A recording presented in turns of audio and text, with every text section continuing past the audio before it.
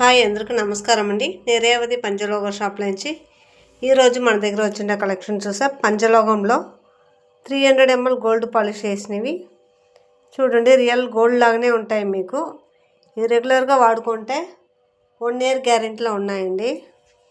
ఇది చూడండి, పూరి తాడు చైను, లక్ష్మీ తాడు, దీంట్లోనే స్క్వేర్లో వచ్చి బాల్స్ పెట్టింది.